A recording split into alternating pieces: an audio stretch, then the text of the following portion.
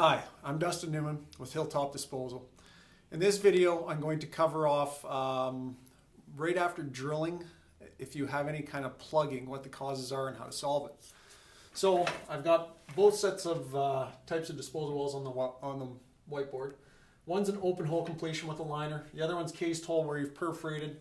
You run the injection string, you go to inject, and your injection rates are really low, or a lot lower than what you expected.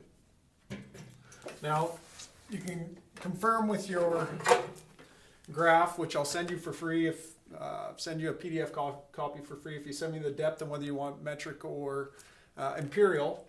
But you've got let's say a 5.5 inch injection string in the hole.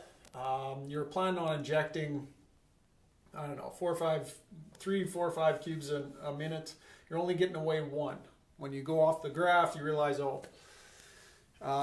there's no real friction pressure loss, which means your formation is essentially plugged.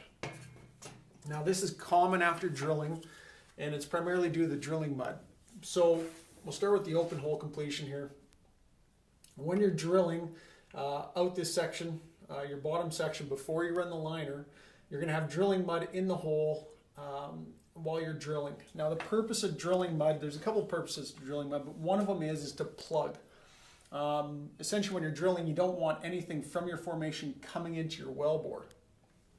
So drilling mud, you use a high enough density to have enough pressure to push against your formation, and then you've got solids in there that create a little barrier, a little filter cake on the inside of your formation.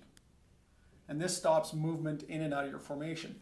Now, the more porous your formation, the further this filter is going to push back into it. Now, remember, when we picked our disposal zone with the geologist, what we were trying to do is find the most porous formation possible, because that would take the highest volume of water possible. So that means that because you're dealing with a very highly porous formation, you're going to get a lot of drilling damage on the wall of your formation. Now, you go right away and try and push water into that, you're pushing up against that filter cake and there's nowhere for the water to go. Same thing happens with your cased hole completion. It might be a little bit better because you're perforating. And perforating, you actually blow a hole through your casing into your formation. And some of these holes will get past that filter cake, but it still might be limited because there's still filter cake on the formation that's plugging. So chances are you're dealing with, right after drilling, if you can't inject any water, you're dealing with that mud in there. Now, there's a couple things you can do. Depending on the type of formation you have, depending on what kind of mud you use, you could use some sort of mud breaker. You could just soak it for a little bit. That'll probably help. If you're dealing with unconsolidated formation, I've had good success with foaming or swabbing in the past. So you're actually pulling fluid out of your formation, back up your well that you capture on surface, and that'll kind of flush everything out.